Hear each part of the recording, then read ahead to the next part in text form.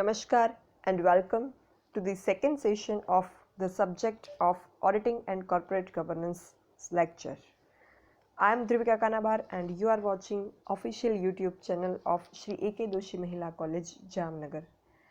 આપણે અગાઉના લેક્ચરમાં આંતરિક અંકુશના ફાયદા અને ગેરફાયદાની ચર્ચા કરી, advantages and limitations of internal check.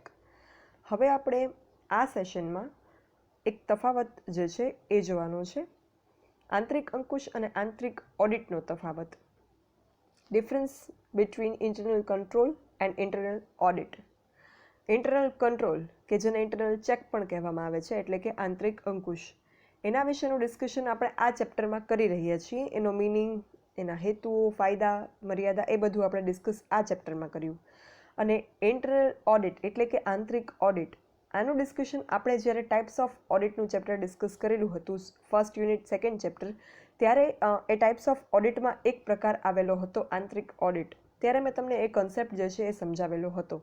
જો યાદ ન હોય તો પહેલાં એ ટાઈપ્સ ઓફ ઓડિટમાં ઇન્ટરનલ ઓડિટનો જે કન્સેપ્ટ છે એ વિડીયો રેફર કરજો, પછી જે છે એ આ લેક્ચર અટેન્ડ કરજો. હવે એમાં થાય એવું કે પહેલી નજરે જે છે એ આપણને બંને સેમ લાગે, આંતરિક અંકુશ અને આંતરિક ઓડિટ, કારણ કે આંતરિક અંકુશ પણ એક પ્રકારનું ઇન્ટરનલ તપાસ છે હિસાબોની, અને આંતરિક ઓડિટમાં પણ સિમિલર કાઇન્ડ ઓફ એક્ટિવિટી થાય, તો આપણને જે છે એ સમાન લાગે. બટ એકચ્યુઅલમાં આંતરિક અંકુશ અને આંતરિક ઓડિટ બે અલગ બાબતો છે. તો એ કઈ રીતે જે એકબીજાથી અલગ પડે છે એ આપણે આ તફાવતમાં જોવાનું છે. વ્યાખ્યાની દ્રષ્ટિએ જો જોઈએ તો આંતરિક અંકુશનો પહેલાં તો અર્થ શું થાય? આંતરિક અંકુશ એટલે કર્મચારીના કાર્યની એવી વ્યવસ્થા કે જેમાં વ્યવહારના સમગ્ર પાસા નોંધવાનું કાર્ય કોઈ એક વ્યક્તિને સોંપવામાં નથી આવતું, પરંતુ કાર્યનું અલગ અલગ વ્યક્તિઓ વચ્ચે, કર્મચારીઓ વચ્ચે વહેંચણી કરવામાં આવે છે.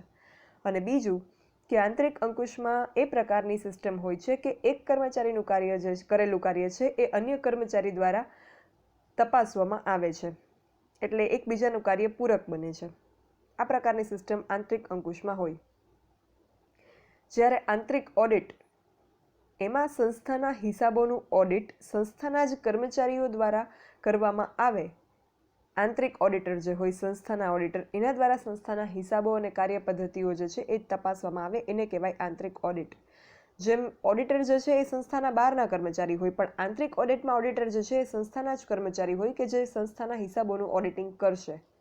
એટલે આંતરિક ઓડિટમાં ઇન્ટરનલ ઓડિટર્સ દ્વારા સંસ્થાના હિસાબો તપાસવામાં આવે, અને આંતરિક અંકુશ જે છે એમાં એક તો કાર્યની વહેંચણી કરવામાં આવે કર્મચારીઓ વચ્ચે, અને બીજું કે એક વ્યક્તિએ કરેલું કાર્ય બીજી વ્યક્તિ જે છે એ તપાસે છે.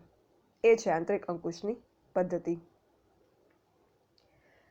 આ મિનિંગને વધારે ક્લિયર કરવા માટે એક સિમ્પલ એક્ઝામ્પલ આપું તો તમે લોકો સપોઝ કોઈ ટેસ્ટ જે છે લેવામાં આવે, અને પછી તમારા ટેસ્ટ પેપર્સ ઇન્ટરનલી હું જે છે એ ઇન્ટરચેન્જ કરી નાખું. મતલબ કે આપણા ક્લાસમાં જેટલા પણ સ્ટુડન્ટ હોય એના ટેસ્ટ પેપર્સ ટેસ્ટ એક કન્ડક્ટ કરીએ, આન્સર્સ તમે લોકો લખી લો, પછી એકનું પેપર બીજાને, બીજાનું ત્રીજાને, એ રીતે હું ઇન્ટરનલી પેપરને જે છે પરસ્પર બદલાવી નાખું, અને પછી કહું કે જેના હાથમાં જે પેપર આવેલું હોય એ ચેક કરી અને એમાં માર્ક્સ લખો, તો એ આંતરિક અંકુશ થયું. અને એના બદલે તમારી ટેસ્ટ લઈ અને તમારા ટેસ્ટ પેપર્સ જે છે એ હું કલેક્ટ કરું અને હું ચેક કરું, તો એ આંતરિક ઓડિટ થયું. અને એના બદલે તમારા પેપર્સ જે છે એ યુનિવર્સિટીમાં ચેક થાય, તો એ જે છે એ રેગ્યુલર વે ઓફ ઓડિટિંગ જે છે એ થયું. આઈ હોપ કે આ એક્ઝામ્પલ તમને એક્ઝેક્ટલી સમજાઈ ગયું હશે, ને એના ઉપરથી તમને આંતરિક અંકુશ શું છે અને આંતરિક ઓડિટ શું છે એનો કોન્સેપ્ટ છે એ પણ ક્લિયર થઈ ગયો હશે, ને બંને વચ્ચેનો ડિફરન્સ જે પણ સમજાઈ ગયો હશે. હવે કાર્ય વ્યવસ્થાની દ્રષ્ટિએ, વર્કિંગ મેથડના વ્યૂ પોઈન્ટથી જો આપણે ડિફરન્સની વાત કરીએ બંને વચ્ચે, તો આંતરિક અંકુશ જે છે એક પ્રકારની એવી કાર્ય વ્યવસ્થા હોય કે એમાં સંસ્થાના દરેક કાર્ય માટેની પદ્ધતિ નક્કી થયેલી હોય. કયું કાર્ય કઈ વ્યક્તિ દ્વારા કરવામાં આવશે, કઈ વ્યક્તિનું થયેલું કાર્ય કોના દ્વારા તપાસવામાં આવશે, એ બધી સિસ્ટમ છે એ નક્કી થયેલી હોય આંતરિક અંકુશમાં. જ્યારે આંતરિક ઓડિટ જે છે એ પોતે જ એક કાર્ય પદ્ધતિ છે કે ભાઈ આ સંસ્થામાં આંતરિક ઓડિટ કરવામાં આવે છે, રેગ્યુલર ઓડિટર આવે બહારથી અને ઓડિટ કરે એ પહેલાં ઇન્ટરનલી ઓડિટ કરવામાં આવે છે, તો એ પોતે જ એક કાર્ય પદ્ધતિ છે. જ્યારે આંતરિક અંકુશની અંદર જે છે એ પદ્ધતિઓ વિકસાવવામાં આવેલી હોય કામ કરવા માટેની. પછી ઓર્ડર ઓફ વર્કની જો વાત કરીએ, કાર્યના અનુક્રમની, કયું કાર્ય ક્યારે થાય, પહેલાં થાય પછી કયું થાય એમ, તો આંતરિક અંકુશ જે છે એમાં હિસાબ લખાતા જાય એની સાથે સાથે જ જે છે એ તપાસાતા જાય. એટલે કે હિસાબ લખવાનું કાર્ય અને તપાસનું કાર્ય જે છે એ સાથે સાથે આપોઆપ થતું જાય છે. એટલે અહીંયા આંતરિક અંકુશની સિસ્ટમમાં રાઇટિંગ ઓફ અકાઉન્ટ્સ અને examining of accounts both is undertaking simultaneously by the employees. જ્યારે આંતરિક ઓડિટમાં હિસાબો લખાઈ ગયા પછી જે છે એ હિસાબોની તપાસ થાય છે. Accounts are being examined after they have been written by the employees or the accountants.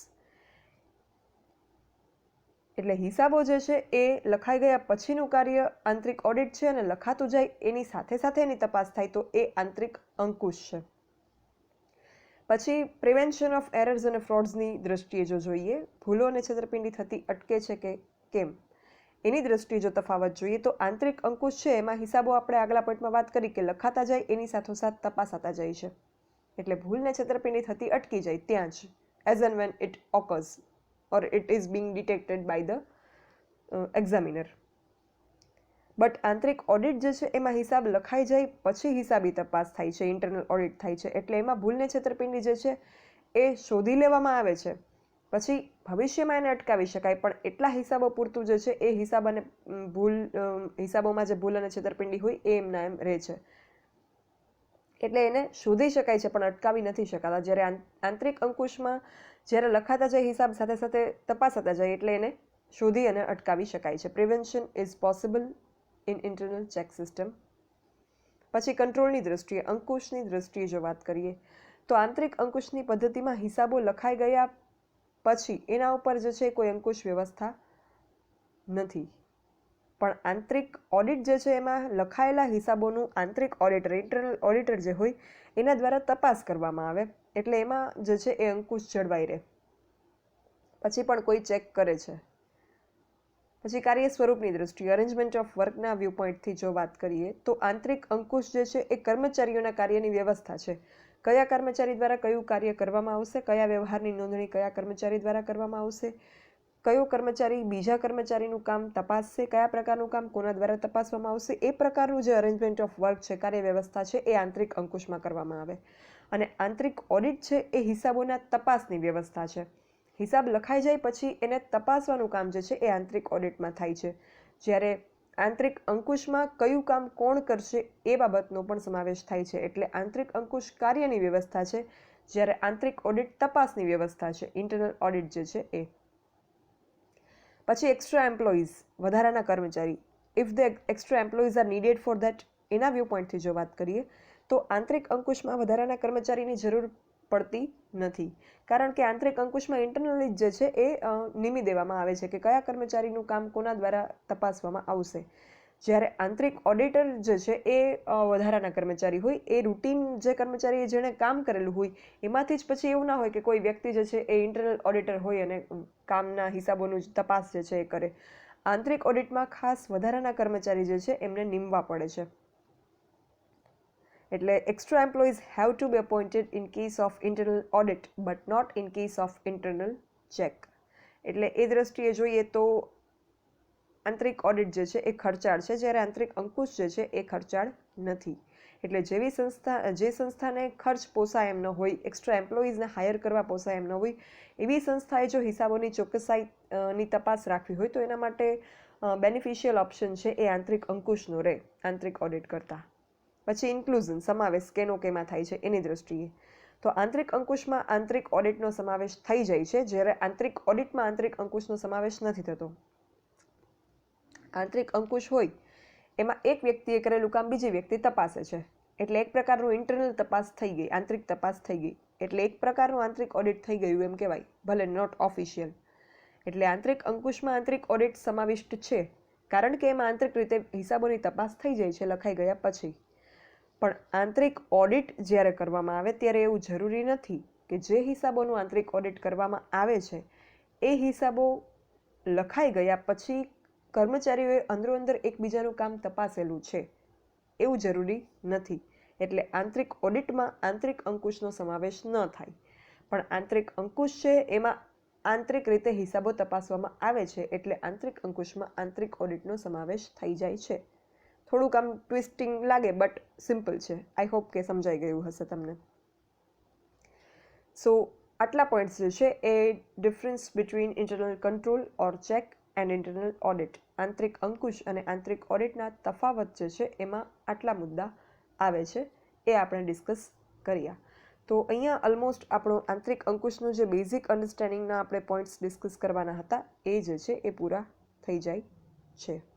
I hope કે આ પોઈન્ટ તમને પ્રોપર સમજાઈ ગયો હશે. તો અહીંયા આ સેશન પૂરો કરીએ. જો કોઈને ડાઉટ હોય, કંઈ ક્વેરીઝ હોય તો you can write me on this mail ID dbk.dhruvika@gmail.com.